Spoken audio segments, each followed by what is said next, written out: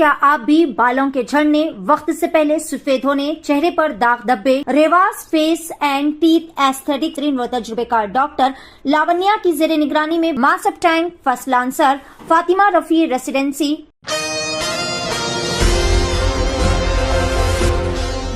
नाज़रीन अस्सलाम वालेकुम, आदाब। मैं Maryam Fatima, Asian TV news की स्पीड न्यूज़ में आप सभी का इस्तकबाल करती हूँ। आइए देखते हैं 13 मई की स्पीड न्यूज़।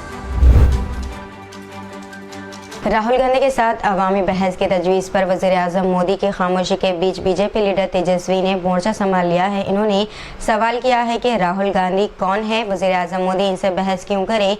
इनके साथ ही स्मृति ईरानी भी मैदान में उतर गई हैं, जिनके ताल्लुक से इल्ज़ाम लगाया जाता है कि इनकी सियासी शनाख्त राहुल गांधी पर तनकीद से है। संदेश खाली में टीएमसी लीडर शाहजहां शेख पर खवातीन के लिए सेक्सुअल हैरेसमेंट और गरीबों की ज़मीनें छीन लेने का इल्ज़ाम आयद करके जो वबेला मचाया गया था, इसकी परतें धीरे धीरे खुलती जा रही है और इस तासुर को तक़वियत हासिल हो रही है कि सारा मामला फर्जी था। उड़ीसा के वज़ीर आला नवीन पटनायक ने बीजू जनता दल की हुकूमत के जाने की उल्टी गिनती शुरू होने से मुतल्लिक़ वज़ीर आज़म नरेंद्र मोदी के तबसरे की सख्ती से तरदीद करते हुए कहा है कि बीजेपी अगले 10 साल में भी भारत के लोगों का एतमाद नहीं जीत सकती। कांग्रेस के सीनियर लीडर आरिफ नसीम खान ने दावा किया है कि मरकज़ में 4 जून के बाद कांग्रेस और इंडिया इत्तेहाद की हुकूमत होगी। महाराष्ट्र कांग्रेस कमेटी सदर नसीम आरिफ खान ने कहा कि मुल्क के चारों कोनों से जो इत्तलात मौसूल हो रही हैं वो कांग्रेस और इंडिया इत्तेहाद के लिए बहुत हौसला अफजा है और वो राहुल गांधी की क़यादत में मरकज़ में नई हुकूमत तश्कील दी जाएगी। गोरखपुर लोकसभा सीट का उत्तर प्रदेश के पूर्वांचल की सियासत में अहम किरदार है। भोजपुरी और बॉलीवुड अदाकार रवि किशन इस हलक़े से मौजूदा रुकन पार्लियामेंट हैं, जिन पर बीजेपी ने एक बार फिर भरोसा किया है। लोकसभा इंतखाबात के चौथे मरहले में 10 रियासतों और मरकज़ के ज़ेर इंतज़ाम खित्तों में सुबह 11 बजे तक इलेक्शन कमीशन के मुताबिक वोटिंग शुरू होने के बाद पहले 4 घंटों में औसत वोटिंग 24.37% रही और सबसे ज़्यादा 32.48% मग़रिबी बंगाल में और सबसे कम 14% मरकज़ के ज़ेर इंतज़ाम खित्ते जम्मू कश्मीर में हुई। बीजेपी के रुकन असम्बली की जानिब से पोलिंग बूथ पर ज़ाफ़रानी खड़वा पहनकर आने पर किए गए एतराज़ के बाद रुकन असम्बली और इनके हामियों की ख़वातीन से बहस व तकरार हो गई।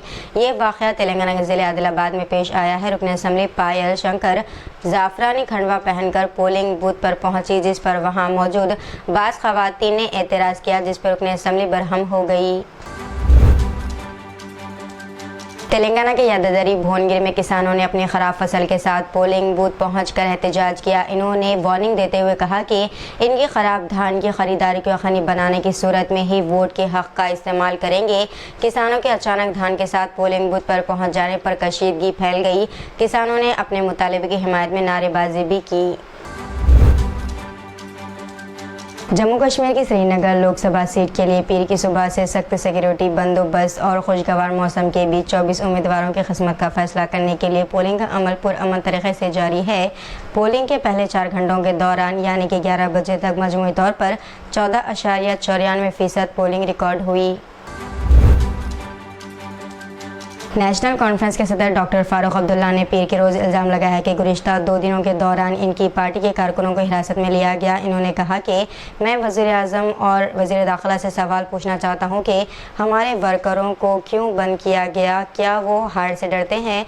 मौसूफ सदर ने इन बातों का इजहार पीर के रोज़ यहाँ पार्टी के नायब सदर और अपने फ़र्जंद उमर अब्दुल्ला के हमरा वोट डालने के बाद नामा निगारों के साथ बात करने के दौरान किया।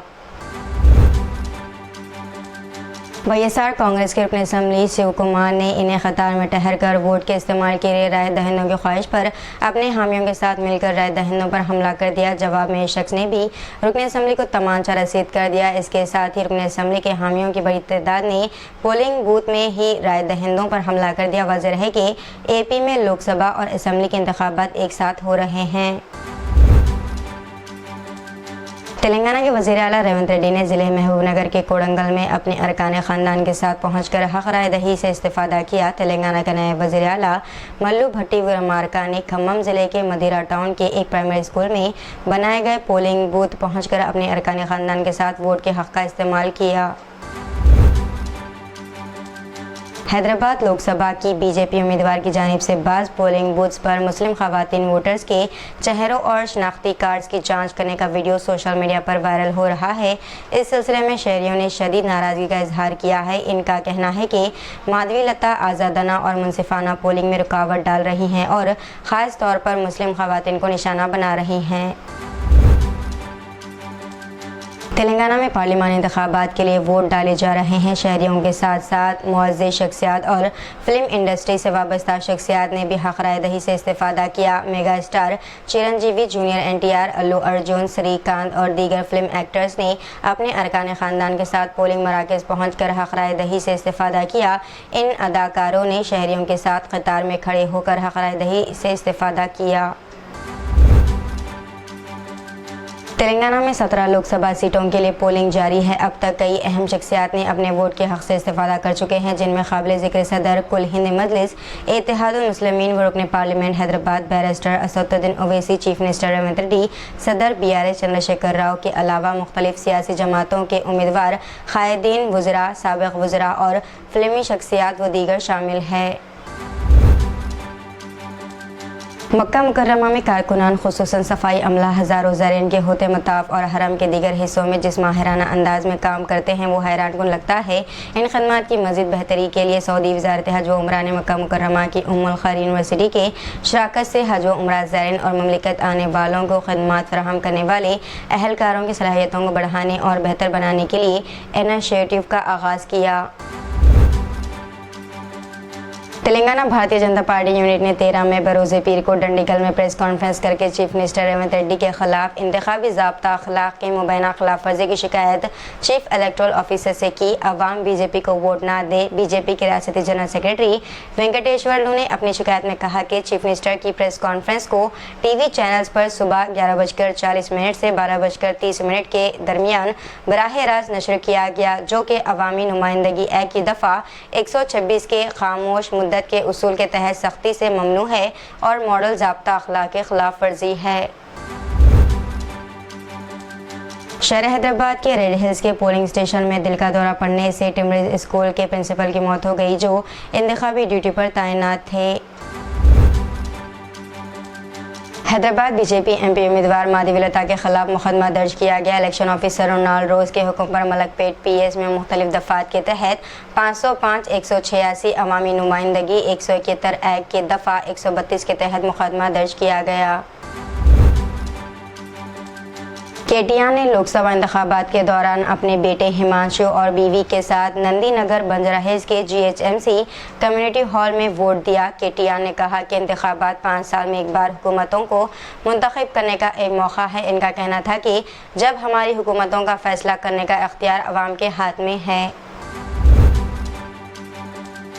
UN के सेक्रेटरी जनरल एंटोनियो गुतरेस ने गजा में फौरी जंग बंदी यरगमालियों की बिलाशर्त रिहाई और महसूर खत्ते में इंसानी इमदाद की रसाई में इजाफे का मुतालबा किया। इन्होंने वार्न किया कि रफ़ा में इसराइली फ़ौजी ऑपरेशन फ़लस्तीनियों के लिए तबाहकुन साबित हो सकता है। दुबई में मुक़ीम हिंदुस्तानी बच्चे को पुलिस ने अवामी मुकाम से खोई हुई घड़ी वापस करने पर एजाज़ से नवाजा। मोहम्मद अयान यूनिस को अपने वालिद के साथ चहलकदमी करते हुए एक घड़ी मिली, जिसके बारे में बताया गया था कि वो अपने आबाई मुल्क वापस जाने से पहले एक सयाह के गुम हो गया था। अयान इसे फौरी तौर पर दुबई पुलिस के पास ले गया ताकि ये यकीनी बनाया जा सके कि इसे इसके हकीकी मालिक को वापस कर दिया गया है। वाशिंगटन कनाडा के हुक्काम ने खालिस्तानी अलहदगी पसंद हरदीप सिंह की हलाकत के सिलसिले में चौथे हिंदुस्तानी शहरी को गिरफ्तार कर लिया। एक हफ्ता कबल पुलिस ने इस हाई प्रोफाइल केस से जुड़े 3 हिंदुस्तानियों को गिरफ्तार किया था। नज्जार की हलाकत ने कनाडा के साथ हिंदुस्तान के ताल्लुकात कशीदा कर दिए थे। तेलंगाना रियासत की 17 लोकसभा सीटों के साथ कंटोनमेंट असम्बली के ज़िमनी इंतखाबात के लिए पोलिंग जारी है। 3 बजे तक रियासत भर में 8 घंटे के दौरान 52.34% पोलिंग रिकॉर्ड हुई। सबसे ज़्यादा खम्मम 63.67 और सबसे कम हैदराबादी पार्लिमानी हल्के में 29.47% पोलिंग रिकॉर्ड हुई। आज मिस्र की वजारत ख़ारजा ने ऐलान किया है कि मिस्र आलमी अदालत में जनूबी अफ्रीका के ज़रिए इसराइल के ख़िलाफ़ गज़ा में नस्लकशी के मुकदमे में शमूलियत अख्तियार करेगा। मिस्र वजारत ख़ारजा ने कहा कि फ़लस्तीनियों पर इसराइल के बढ़ते तशद्दुद और इस्तेसाल मुनज़्ज़म तरीक़े से गज़ा में शहरियों को निशाना बनाना और इंफ्रास्ट्रक्चर की वसी तर तबाही को मद्देनज़र रखते हुए मिस्र ने यह फ़ैसला किया। तो ये थी नाज़रीन आज की स्पीड न्यूज़। दीजिए इजाज़त, मरीम फ़ातिमा को मिलते हैं अगली स्पीड न्यूज़ में। तब तक के लिए हमारे चैनल एशियन टीवी न्यूज़ को लाइक, शेयर और सब्सक्राइब करना ना भूलिएगा। अल्लाह हाफ़िज़।